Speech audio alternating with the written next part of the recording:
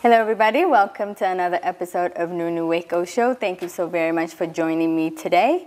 My guest today is actually a very intriguing individual. His name is Mekonnen Michael, and you might have actually seen him before because he appeared on Helen's show to discuss the state of African film. But today, I'm going to be speaking to him in the capacity of his own personal work. So, Mekonnen, thank you so much for being present today. Thank you for having me. So, you know, as any journalist will, I went to investigate you, but I had the opportunity to actually learn about you in person. And I find you very intriguing, very interesting, and the work that you were doing and commitment to humanity is very, you know, it's enlightening. So tell me a little bit about yourself. Well, I was born in Addis many years ago, in 1970. And I grew up in Addis. I studied in the General Wingate School. And I born and bred in Addis Ababa. Oh, wow. Yes. That's awesome. So you came up at a time where it was kind of, you know, hectic and kind of hard to be a young man in Ethiopia. How was that like? My generation is a very, very tough situation in Ethiopian history, because I was a child. When the emperor was overthrown. Then during dark time, we grew up as children, just singing revolutionary songs and socialist and communist songs. And after that, when we become teenagers, also this military construction, also tough. Bear they used to call it then, and our elder brothers been killed by this Red Terror, and all this package. And my generation is really probably one of the unluckiest youngsters. But you're here today, but you're here today, and we thank God for that. Thank you very much. Yes, of course. Yeah, well, lucky sometimes. So at what point did you leave Ethiopia and, you know, landed in London? Well, I left I left when I was young. In fact, I was on my teens. I left to part of Africa for a while, then came to London. I left Ethiopia in late 90s, late 1990. Okay. Late 1990. So, so I went to London and do my education there, and late 90s I did my first degree in communication and cultural studies. Then I was working as a freelance radio broadcaster and art correspondent for BBC World Service, African Productions for a while. Then I used to, of course, involved with lots of this video production community projects. Absolutely. Then after that, after a while, I decided to do further education. Then I went to University of London and did my master's in social anthropology, specifically in African studies. So I study Northeastern Africa. So since then I've become more because directorship starts from the study culture. You need to know culture, as you know, to become a director and to be a good filmmaker. You need to know culture. Absolutely. So what inspired your education in pursuit of culture? You know, because most of the time, you know, when we leave Ethiopia, it's be the doctor, the lawyer. What inspired you to pursue it? Culture and more specifically African culture? It's like to be a doctor. I was a bit older when I left my country. I mean, you need to be from young age. You pursue the science courses. I did my college course as access to media, and that access to media course give me a lead to film production, radio production, video production, and study culture. So I did my first degree on communication and cultural studies. Then I become more familiar to the I'm interested on writing a little bit of writing while I was in Ethiopia even. Yeah. I was just, and I'm very fascinated about the radio producers of the time and the television producers and news readers. Yeah. So I was, in me, there was something that I want to involve with journalism. Yeah. So what were some of the things that you covered when you were on radio and working with BBC?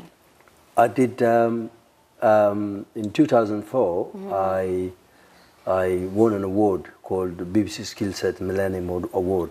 Oh. So this production was on, it is called Bridging the Gap.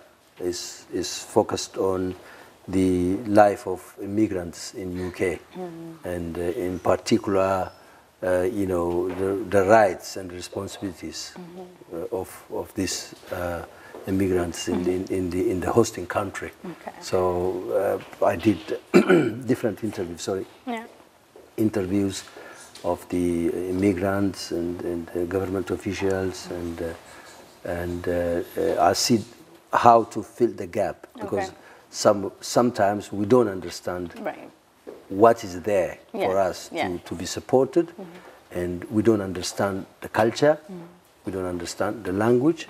So with all these different situations, and I you know, bring those issues to the forefront. Issues to the forefront. Exactly. So, being an Ethiopian in London, what is like? It's definitely tough to be, you know, an individual from Africa going to a foreign country, but they say it's even a lot tougher in London. Well, this is another problem for Ethiopian immigrants since the time of the emperor. Because Ethiopia is not Francophone or Anglophone, we have this very closed culture of our own, well, you know, evolved, and the literature is grown inside, and we have very closed society. If you see the history back during the Derg era, Ethiopia was fully communist ideology, so isolated completely from the rest of the world, except something to do with communism and socialism. So because of that, lots of things were not really accessible. That's one thing. So then, you know, when an Ethiopian, you know, left this country or a country, language is one problem. Yes, that's a major barrier. Exactly. The culture is another problem. Because if you see that most of the West African countries and you know, some of the East African countries we've been colonized by the British have always better off in terms of culture, in terms of language, in terms of, because most of the education system even, there's much similarity. They're a step ahead of Ethiopia. Yes, definitely. Because of that, so migration for Ethiopians wasn't really that much suit them. I can say that. Well, you seem to have navigated through the system to the point where you have brought other issues to the forefront. But tell me, at what point did you realize that now I need to focus on Ethiopia and telling the history of Ethiopia from the cultural plus the art perspective? What inspired that in you to say, you know what, I need to go back home and start doing other interviews back home? Well, it's not Ethiopia only as such. It's African. My works, either with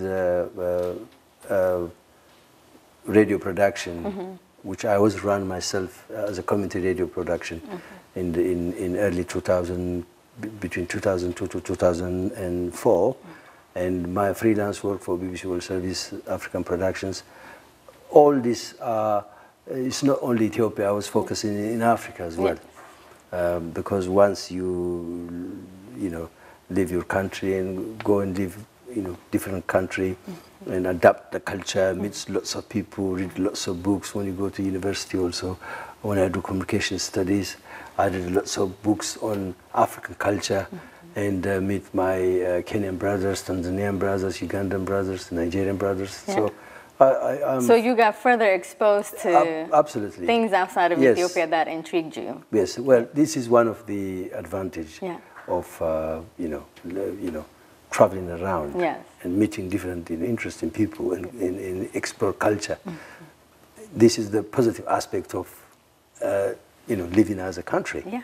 So I then become more fascinated and involved lots of community video projects and other youth projects.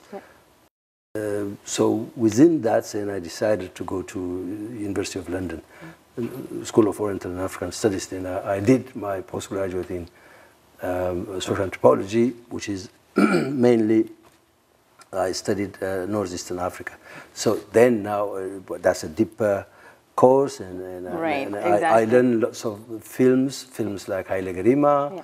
I critically analyzed films like Semben Osman's films, made Hondo's film, Gaston Gabor. I become, learn that, we have this fascinating people, made films and study cultures of Africa. So that's where my starting point. Fantastic. And the other stuff that I found out about you is that you created a collage of interviews for BBC called Shakespeare in Amharic. Yeah. Tell me about that. I actually learned something by discovering that and researching you, because I didn't know that Shakespeare and his plays were being, in theater in Amharic in Ethiopia. Well, amazing. This is the same view the production team understand when I bring the proposal. As a freelance reporter, then I said, well, look, I want to do Shakespeare in Amharic. What's that? They said, well, I will investigate the plays made in the 50s and the 60s and the 70s in Ethiopia.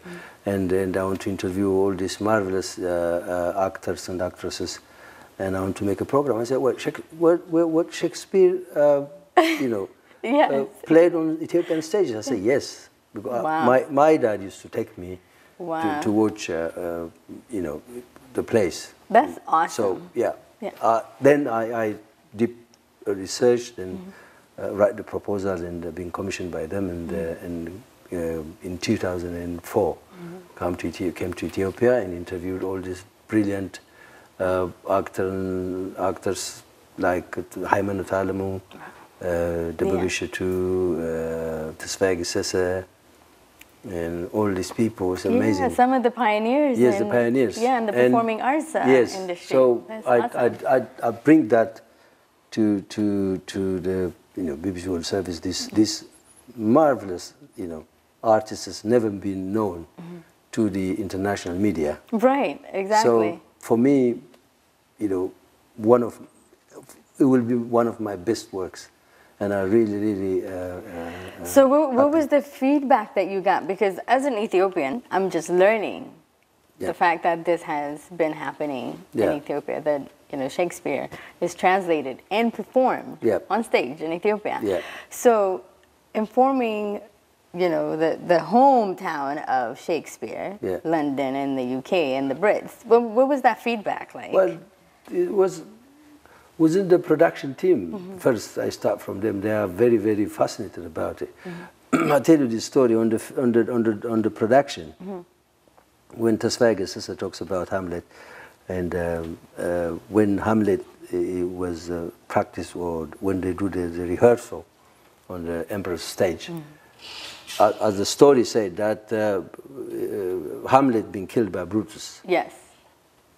But the emperor said that how could you kill the king? Oh no, he doesn't want the king to die. So Tesfaye Gesese said that. So we exchanged that Brutus to be killed and Hamlet to triumph. So when I bring that particular narration, narratives through Tesfaye Gesese, and the whole production crew and everybody was laughing. Not only that, they so amazed, and it's a fantastic thing. And well, that's a great twist to have to it. It is absolutely, So why not? Yeah, so it is brilliant. I mean, so many plays been translated to Amharic and on the stage. Yeah, and it's unfortunate that it's not extending beyond those stages, that it should also be taught in schools at a younger age. Because those plays have more than, they're just more than acting. They have so much rich history and knowledge and how society should function that they teach people that it should really start, you know, at a younger age. To those of you at home, don't go anywhere. We'll be right back with Mekonnen. So welcome back. If you are just joining us, I have Mekonnen Michael here with me. He is a professor of culture. Now I'm having a conversation with him about his passion of creating documentaries to capture, you know, history and a moment in history and share it with the world. Before we left, we were talking about your work for BBC and how you actually brought to the forefront that Shakespeare's plays have been translated in Amharic and been playing on a stage in Ethiopia. But now I want to talk to you about, you know, some of your work, that your most recent work, as well as some of the other ones that you've had. You've managed to capture, and it's almost like a time capsule of Allah through your scarce art. Yes. Yeah. Tell me your, you know, inspiration behind that, what it was like to actually talk to him, to do that documentary, the whole process, because it's very touching. It is touching, yeah. Sacred Art is a 1-hour documentary on the history of modern art education in Ethiopia from the perspective of Allah Salam, Hiroi, a living scholar and Ethiopian, who established the modern art school in the country with his own money. He contributes his own money and his relationship, work relationship with the Emperor Haile Selassie. So this individual is a father, is a teacher and scholar. I am so humbled and honored to do a documentary on him. It came through his daughter, and at the beginning, I know about this particular individual, but it's like when the time passed by, things like this have been forgotten, and put under the carpet. This is the bad culture we have.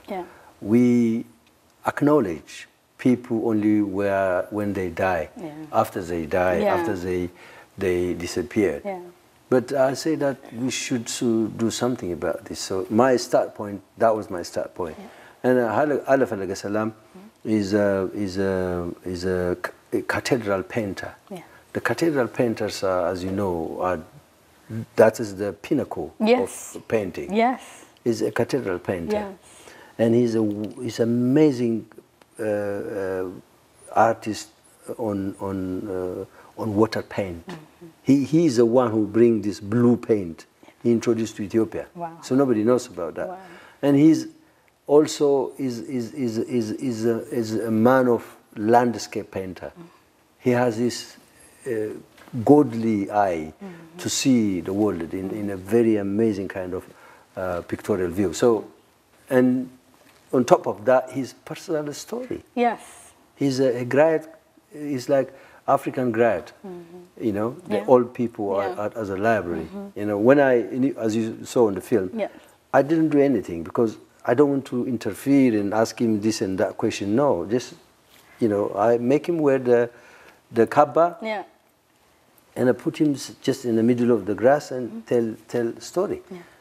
You can't get bored for 24 hours. No, not at all.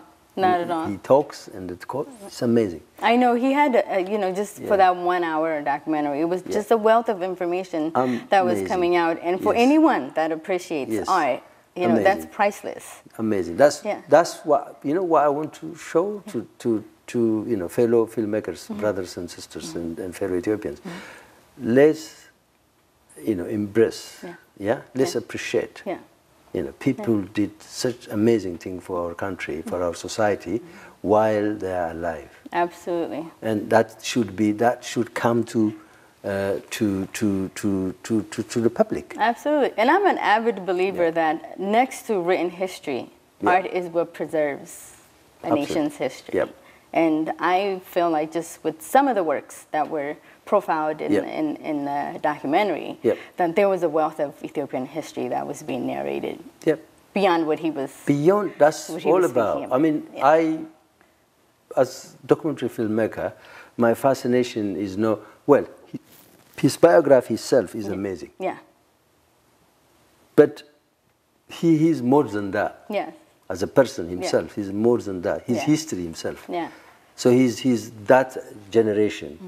And I want to bring him to today and tell that fascinating story to the young generation, and that's really fascinating. And I am really and lucky. I hope you get to share that and actually hopefully universities in Ethiopia, especially the art departments, will invest in your documentary. Because it's just a priceless. It is. Well, it's such fundamentally listening to him is just having a fantastic lecture. Yes, I believe so. I believe, and as you believe, this is. If it is important, then let them contact me. And let's do a little bit of tour to universities and show that. Yeah, why not? What is happening then, and this is very important. Absolutely. And for the youngsters. The role models are very important. Yes, they are. Absolutely. I want to move forward to Heaven and Earth. Yes. So Heaven and Earth is currently screening, all over the world, and you're here to do that. Tell me a little bit about that and why Heaven and Earth? Why not other things? Heaven and Earth is also a 50-minute documentary on the history of church education and monastic culture in Ethiopia. As you know, the Ethiopian church education is a center for me, as I research it, a center for, to some extent, creating identity, culture, society, philosophy, all. And it's almost the governing aspect of intertwined. Life in Ethiopia. Yes, intertwined together. You see, when there is a church, when Orthodox Church established in 400 BC, since then, when there is a church, there is a school. You see, they are always together. So it is fascinating, like a very indigenous African culture, very indigenous African education system, very indigenous African Christianity. It is only the Ethiopian Orthodox Church, Christianity, clear that stereotype of Christianity is a white man's religion. It's not. It is Ethiopian Orthodox Church really clear that it is also a black Christianity. So Orthodox Christianity, it is based on from the African setting. You see, that's what I want to show. I research deeply, to some extent research deeply for how those elements of intertwine, those elements of,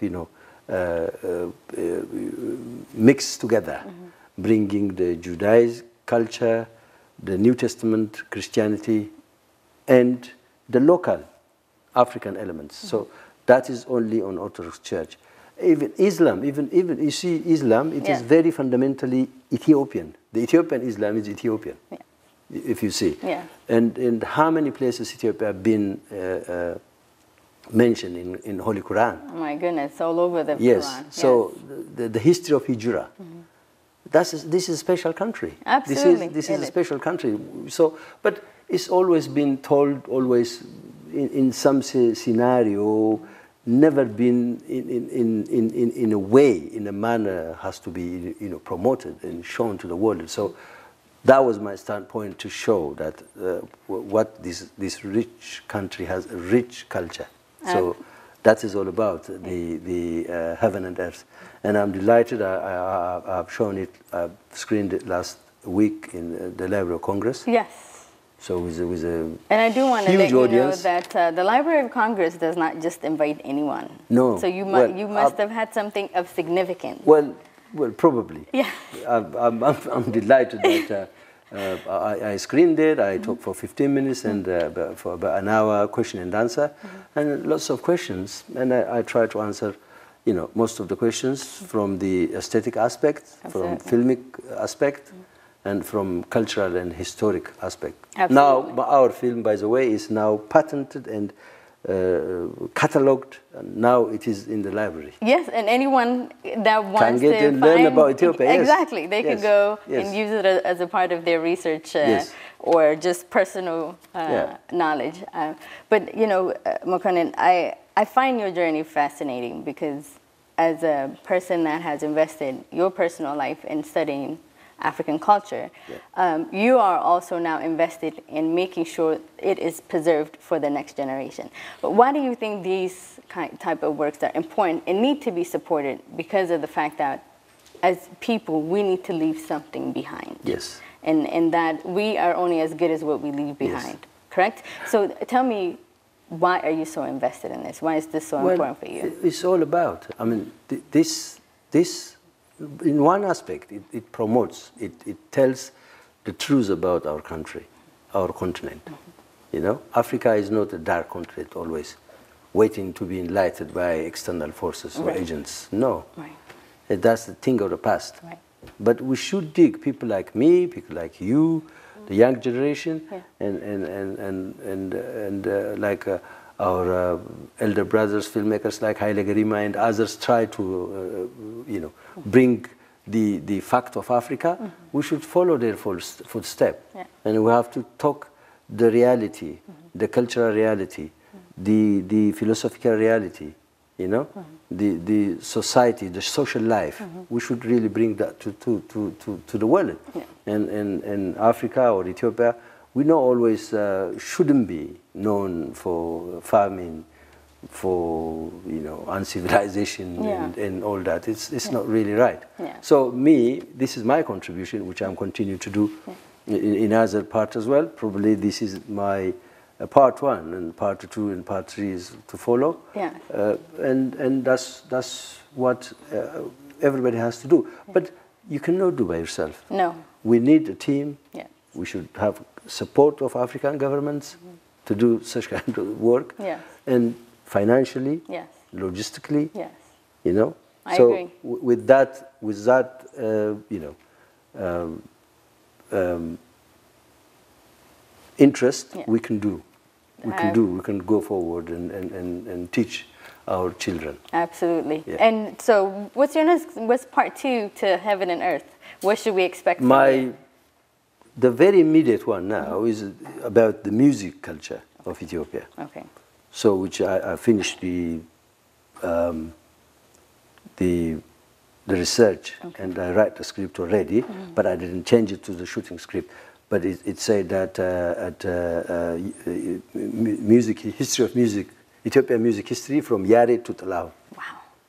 So I look very vast. forward to that. Yes. The journey is about 1,500 years. So we need to go very fast. It's going to be very rich. To include all that. Yes, exactly. It is.